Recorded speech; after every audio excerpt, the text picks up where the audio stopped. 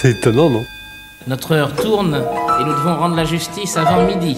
C'est pourquoi je demanderai maintenant au procureur de la République générale des proches de bien vouloir procéder au réquisitoire.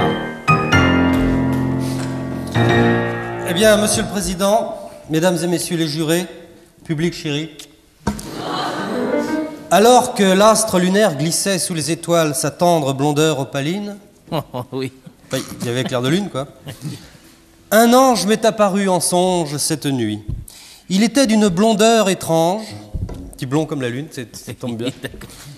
Et toute la bonté du monde se lisait dans son regard clair. Il s'est assis au bord de mon lit et dans un sourire infiniment doux, cet ange m'a dit « Gafum Delanoïus Clémensum, Aki Ricazaraï lapidare boum boum ». C'est-à-dire, sois clément avec Pierre Delanoë, que celui qui n'a jamais écrit de chanson pour Ricazaraï lui jette la première pierre. Puis l'ange s'est lentement levé, puis il a ôté son ample robe blanche. Oui, enfin non, après c'est ma vie privée, on glisse. Passons. Toujours est-il que cette visite céleste m'a fortement impressionné, Monsieur le Président, en ébranlant mon intime conviction, qui est aussi la devise de ce tribunal, innocentus dégueulassum estus prématuré, c'est-à-dire tout innocent est présumé coupable. Je sentais en moi monter le doute et l'incertitude. Et si Delanoë n'était pas coupable, pensais-je, comment faire pour avoir quand même sa tête?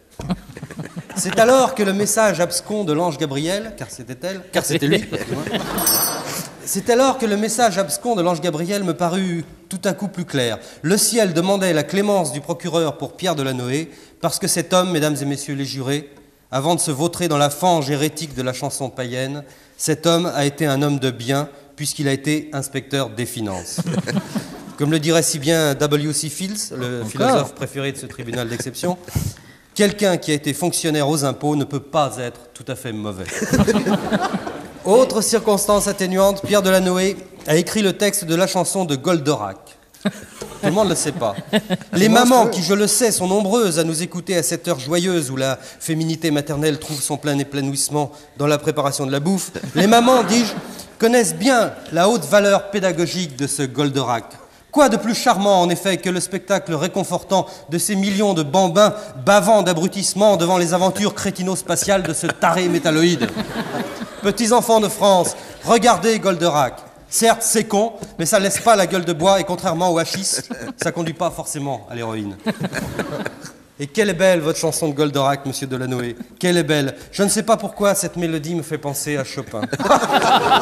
Mais le temps passe et je m'aperçois que je ne trouve que des circonstances atténuantes pour l'accuser, ce qui va encore me mettre en froid avec le portugais d'en face. Pas d'insulte, pas d'insulte. Je pourrais vous reprocher vos initiales, Pierre Delanoë. Mais ce serait mesquin d'une part, et c'est aussi les miennes.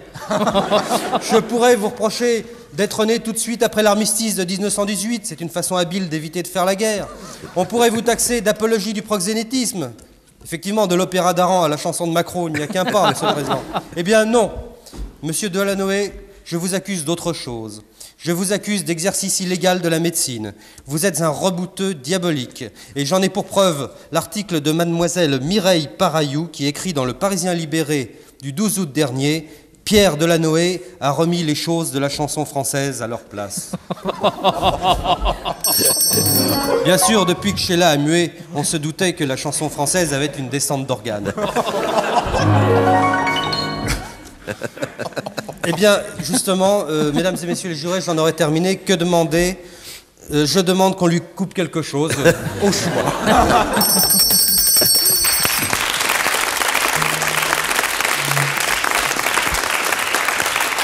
Nous déciderons plus tard, monsieur le procureur.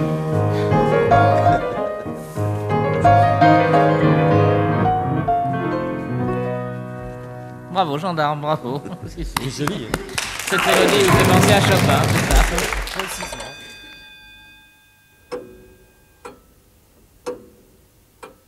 C'est étonnant, non?